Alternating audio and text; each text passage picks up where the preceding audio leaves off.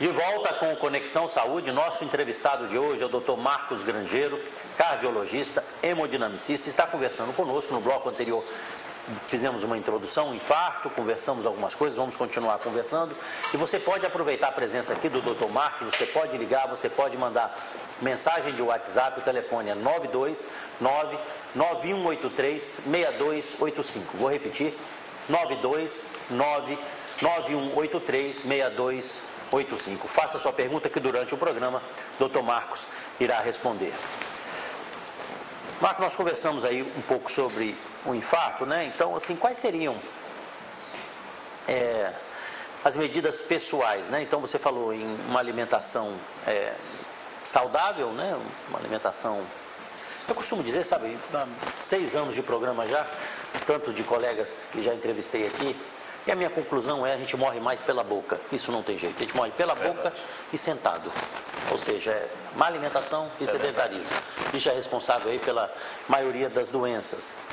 Mas, enfim, vamos conversar aqui sobre um tema que, né, tem a ver com infarto, claro. Essa história de colesterol, triglicerídeos, né? Então tem colesterol bom, colesterol ruim. Qual a importância disso no risco para o infarto? Colesterol, as dislipidemias, né, os triglicerídeos também elevados, tem uma importância fundamental. Tentaram tirar um pouco a culpa do colesterol em relação à formação da placa, da aterosclerótica. Quando eu falo placa aterosclerótica, é aquela sujeirinha que a gente havia comentado acerca dela no primeiro bloco. O colesterol é o formador da placa. O colesterol é fundamental. Esse lodo no cano, né? O colesterol é fundamental porque ele é substrato para a formação de hormônios, então a gente precisa dele. É bom não ter colesterol, é bom ter o colesterol lá embaixo? Também não é. Eu costumo dizer aos meus pacientes que o bom da vida é o equilíbrio, é a harmonia. Então, nem muito alto e também nem muito baixo. A gente tem um colesterol em níveis otimizados, adequados, isso é excelente. Em relação ao colesterol na gênese, na importância dele, e o triglicerídeos na importância das dislipidemias no infarto, é importantíssimo também, porque quando o colesterol está elevado, está muito elevado, ele vai depositar na parede da artéria. O colesterol bom, que é a fração HDL, é o de alta densidade, ele tem uma função diferente, ele tem a função de limpeza. É como se ele fosse a vassoura. Ele não deixa que essa grudar na parede. Ela fique sedimentada. E a porção de baixa densidade, que é a LDL, ela tem uma função contrária. Ela é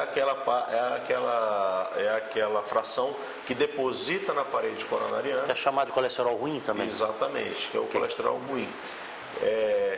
Não somente na artéria coronária, mas também na artéria carótida, na aorta, peniana, na artéria das pernas, na peniana. Você deve pegar pacientes que têm aterosclerose peniana, que fazem problema de ereção, claro. Problema de ereção. Então, isso também, o paciente que tem uma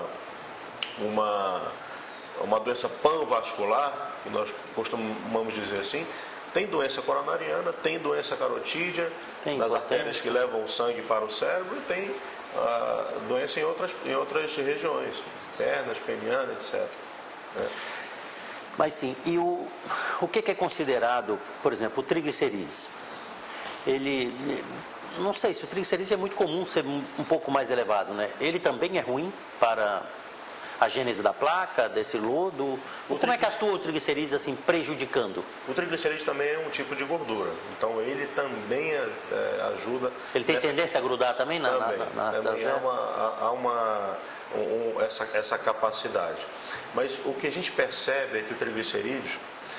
tem pacientes que têm somente hipertrigliceridemia, somente o triglicerídeos elevado. Isso também é ruim, não é? E geralmente há uma questão familiar aí envolvida, em pacientes que têm, minha família toda tem o triglicerídeos elevado. Tem, eu vejo pacientes, se você vê, mas já vi pacientes assim que eu olhei assustado, O dele era 800, o do pai era 1000 e pouco, e aí vai embora, né? Isso é uma hipertrigliceridemia familiar. E muitas vezes é resistente ao tratamento. Né? Agora, o que a gente percebe também em alguns pacientes, não em todos, menos comumente nesses pacientes que têm hipertrigliceridemia familiar, é uma associação de diabetes com hipertriglicerídeo elevado, o triglicerídeos elevado. Isso é muito comum. Triglicerídeos elevado, vamos dizer que não tem relação direta com aquela questão alimentar da gordura em si, mas principalmente dos carboidratos. Massa, pão, né? Reflete uma deficiência no metabolismo desses carboidratos. Quando a gente insere uma dieta, ou o nutricionista insere uma dieta com uma restrição dos carboidratos, não anular totalmente, mas uma diminuição, a gente percebe uma melhora nos níveis de triglicerídeos. Uma coisa interessante, a ciência da nutrição é uma ciência maravilhosa, eu gosto muito, leio muito a respeito. E uma coisa interessante que a gente percebe é a nossa dieta, a dieta amazônica, tem muito, não só a dieta amazônica, mas a dieta ocidental tem muito carboidrato. Né? Então, a nossa farinha, que é uma delícia, ela é carboidrato puro.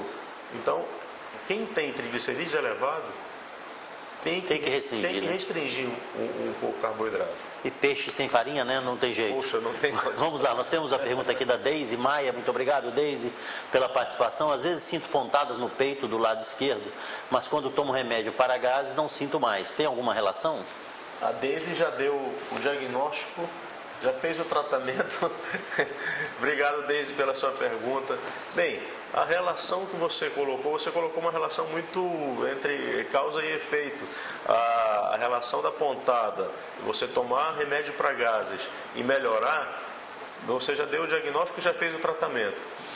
Essa relação, essas pontadas no peito, elas geralmente não são doenças, não são relacionadas ao coração, mesmo que seja do lado esquerdo. Há uma infinidade de coisas que podem mimetizar uma dor coronariana. Tanto que existem nesses hospitais que eu relatei, uma unidade de dor torácica. Mas essas pontadas espaçadas, episódicas, você pode ficar tranquila desde que não tem relação. Agora, se é uma pontada mais frequente, com uma intensidade maior, que você não refere como pontada, mas como dor, aí eu acho que tem que se preocupar mais. Mas obrigado, Deise, mais uma vez pela sua pergunta. Vamos lá, cigarro. O cara tem colesterol alto, triglicerídeos alto, é sedentário e fuma. Esse é o cenário ideal? E ser homem, esse é o cenário ideal para empatar? Esse é uma bomba relógio. Esse é um homem bomba, porque você colocou aí vários fatores de risco que são importantíssimos para a questão do infarto. Importantíssimos. O cigarro, ele tem uma ação, diversas ações sobre a questão coronariana. Primeiro, ele traz uma condição de hipercoagulabilidade. Aquela situação que nós comentamos no bloco anterior acerca da cascata de coagulação, ele aumenta essa cascata de coagulação, ele faz com que a pessoa tenha um estado de coagulação mais intenso, mais elevado. Ao mesmo tempo, o cigarro também produz vasoespasmo. Isso sobre uma placa que pode quebrar. E essa placa quebrando... Explica o que é vasoespasmo. Vasoespasmo é uma tendência ao vaso, à coronária, apertar. Então, quando ela aperta, quando ela diminui o seu calibre, ela pode quebrar essa placa. Aquela placa jovem que a gente havia comentado. Além disso, há também o cigarro produz um aumento na deposição do colesterol, na formação da placa. Então, o cigarro tem inúmeras funções maléficas na questão da formação da placa. Agora, quando a gente comenta acerca de fatores de risco, eu sempre quero bater nessa tecla. Há fatores de risco que são modificáveis e há fatores de risco que não são modificáveis. Quando chega um paciente desse no consultório, eu gosto de elencar quais são os fatores de risco, escrever no papel e apresentar para ele. E falar, olha, história familiar ninguém pode mudar. A gente não está ainda na terapia gênica para mudar lá o teu gene. Mas a gente pode mudar os fatores de risco que são modificáveis. Quais são os fatores de risco modificáveis? O teu sedentarismo, o tabagismo, o hábito de fumar, a questão do colesterol que está elevado, a gente tem que modificar. Então, vários dos fatores de risco que são apresentados e que tornam essa pessoa uma bomba relógio podem ser modificáveis. Por que não fazê-lo? A obesidade. Eu tenho pacientes, essa semana passada eu atendi um cliente de 35 anos. Um rapaz obeso com uma pressão elevada, pressão alta nas alturas. E a primeira pergunta que eu fiz a ele foi: quantos anos você tem? E ele falou 35. E eu perguntei, e a segunda pergunta foi: e quantos anos você quer viver?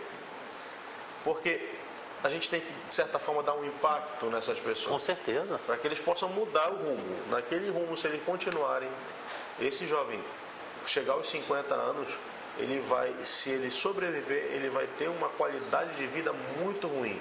Muito ruim. Nós temos mais uma pergunta aqui da Ione Fritas, de Manaus também. Gostaria de saber quanto às palpitações, pois na quarta senti muito forte e em seguida minha pressão arterial estava 21/8, pelo que eu entendi. Ione, obrigado pela sua pergunta. Uma pressão de 21/8 não é comum e realmente é uma pressão bastante elevada. 21/8, na verdade, é 210/80, eu imagino assim. A gente faz essa medida por milímetros de mercúrio.